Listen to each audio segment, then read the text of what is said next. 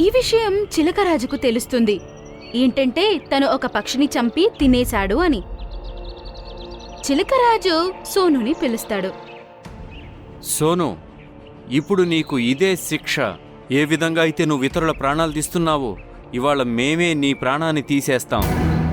చిలకరాజా, నన్ను దయచేసి క్షమించండి. నేను ఇక మీదట ఏమీ చెయ్యను. నన్ను క్షమించండి. లేదు, మేము నీకు చాలా సమయాన్నే ఇచ్చాం, చాలా అవకాశాలు కూడా ఇచ్చాం. నువ్వు మాత్రం మారలేదు.